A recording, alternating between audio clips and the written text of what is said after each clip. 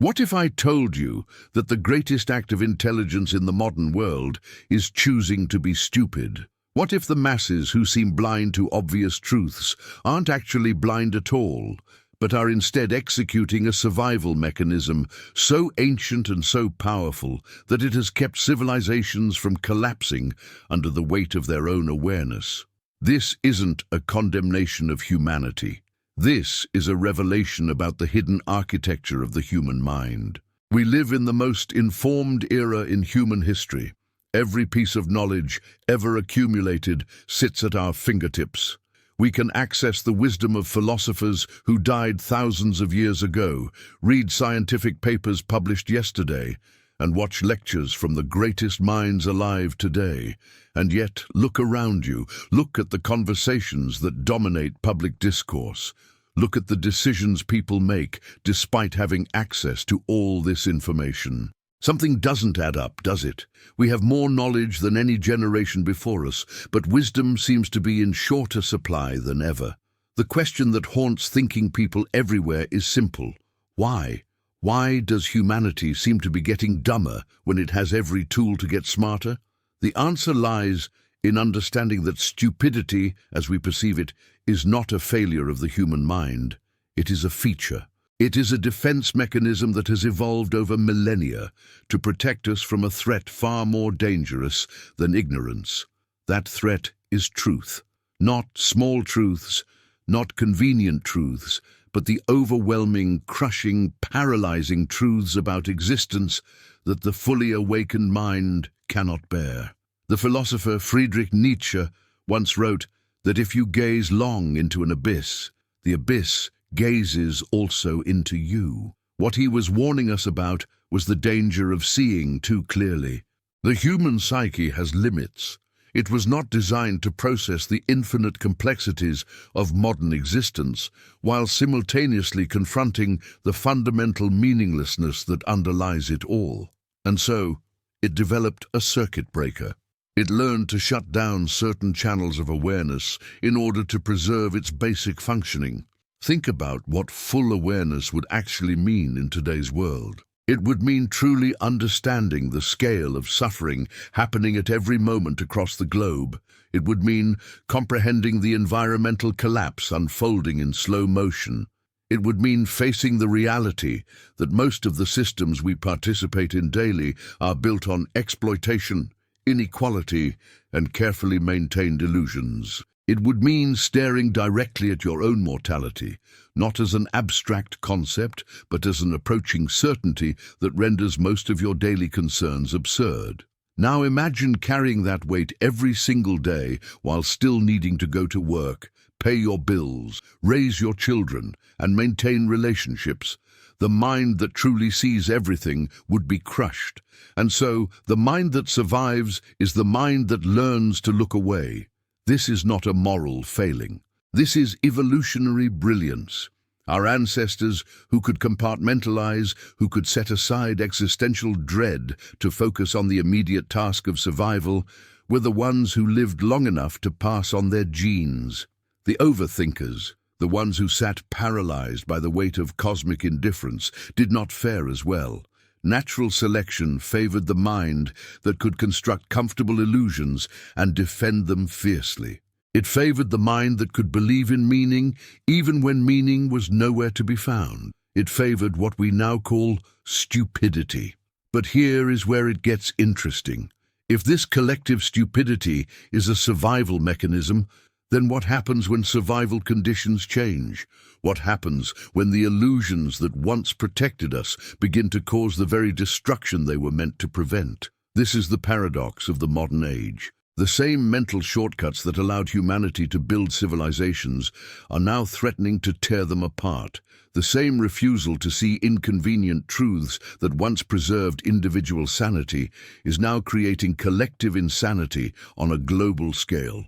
We are caught in a trap of our own design, and the exit requires something unprecedented, a conscious evolution of the human mind itself. If this idea is already resonating with something deep within you, if you feel that pull toward understanding what so many refuse to see, then subscribe to this channel. This is just the beginning of a journey that will change how you perceive everything. Let me take you deeper now. Think about your own life. Think about the things you choose not to think about. We all have them. Those corners of our consciousness where uncomfortable truths sit waiting, where questions we dare not ask remain unasked. Maybe it's the job you stay in despite knowing it's slowly killing your spirit. Maybe it's the relationship you maintain out of fear rather than love. Maybe it's the consumption habits you justify while knowing their true cost. Maybe it's the simple fact that you will die, that everyone you love will die, and that in the vast sweep of cosmic time, nothing you do will matter in any measurable way. These are the thoughts that visit us at 3 in the morning and vanish by breakfast. We have become experts at forgetting them. And here is the profound part. This forgetting is not individual, it is collective. We have built entire societies around the shared agreement not to acknowledge certain realities. Our economies depend on it. Our politics depend on it. Our social structures depend on it. When someone breaks this unspoken contract, when someone speaks too directly about things we have all agreed to ignore, we do not thank them for their honesty. We punish them. We call them negative, pessimistic, or simply crazy. We distance ourselves from them because their awakening threatens our carefully constructed sleep. This is why prophets are never honored in their own time. This is why whistleblowers are destroyed. This is why the most profound truths are often spoken by those society has already marginalized. They have nothing left to lose by seeing clearly. But you, watching this now, are in a different position. You are someone who suspects there is more to the story. You feel the dissonance between the world as it is presented and the world as you sense it truly is. You have moments of clarity that frighten you, followed by the comfortable fog of everyday distraction. You are caught between awakening and sleeping, and you do not know which way to go. The ancient philosophers had a name for this state. They called it the threshold. It is the doorway between two worlds, the one where illusions provide comfort and the one where truth provides freedom. Most people spend their entire lives on this threshold, never fully committing to either side. They catch glimpses of reality but quickly retreat. They taste freedom but find it too bitter. They remain perpetually in between, which is perhaps the most exhausting place of all. But there is a secret that those who have crossed the threshold know. On the other side of facing reality fully, there is not despair, there is liberation. The weight you fear is not actually the truth itself. It is the constant effort of avoiding it. Think about how much energy you spend maintaining illusions, defending beliefs you do not truly hold, performing confidence you do not feel, pretending certainty you do not have. This performance is exhausting precisely because it is false. The truth, paradoxically, is lighter than the lies we tell ourselves to avoid it. The Stoic philosophers understood this deeply.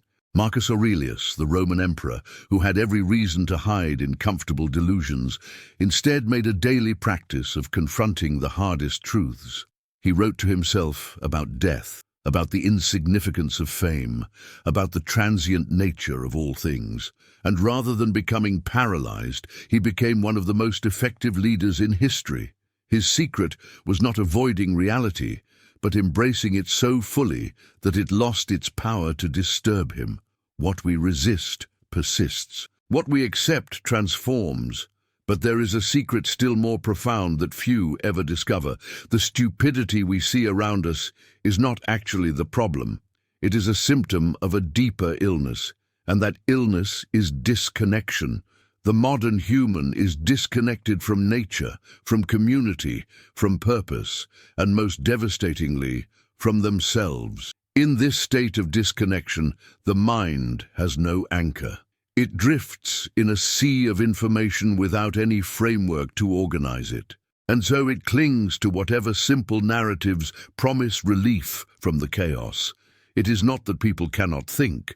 It is that thinking has become too painful without a foundation to think from. Here is the revelation that changes everything. The solution is not to become smarter. The solution is to become more connected. When you are truly connected to yourself, to others, to something larger than your individual existence, the mind naturally begins to clarify. You no longer need stupidity as a defense because you have something stronger, belonging.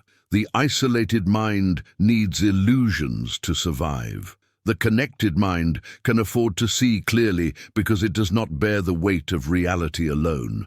This is why every wisdom tradition in human history emphasizes community, relationship, and transcendence. They understood intuitively what psychology is only now confirming. We are not meant to face existence as isolated individuals. We are meant to be part of something larger.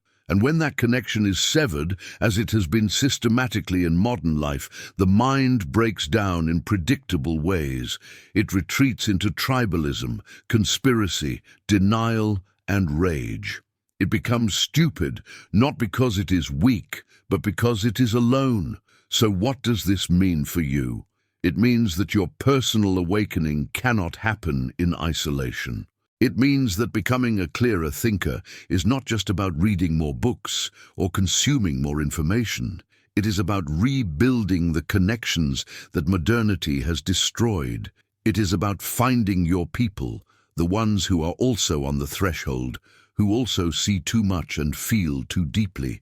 It is about creating spaces where truth can be spoken without punishment, where questions can be asked without shame, where the full weight of existence can be shared rather than carried alone. The collective stupidity you see around you is not a condemnation of humanity. It is a cry for help from a species that has lost its way. And you, by watching this, by allowing these thoughts to enter your mind, have already begun the return journey. You have already chosen to see. The question now is not whether you will continue to awaken. That process, once started, cannot be fully stopped. The question is what you will do with your awakening. Will you use it to judge others who are still sleeping, or will you use it to extend a hand to create the connections that allow others to open their eyes without fear? The world does not need more people who are right. It needs more people who are connected. It needs communities of awakening, not isolated geniuses. It needs shared truth, not private enlightenment. This is the deeper purpose hidden within your desire to understand. You were not made to see clearly alone. You were made to help others see. If this message has moved something within you, if you feel that strange mixture of discomfort and recognition that comes from encountering truth, then do something with it. Leave a comment below sharing what this stirred in you. Like this video so others can find it. Subscribe if you want to continue this exploration together. And most importantly, send this to someone who needs to hear it. Someone you know is struggling with the weight of seeing too much in a world that rewards blindness. The awakening does not spread through force. It spreads through connection. And that connection begins with you right now, in this moment. The stupidity of humanity is not its shame. It is its wound. And wounds, when properly tended, become the very places where light enters. Let us tend to each other. Let us see clearly together. Let us prove that another way is possible.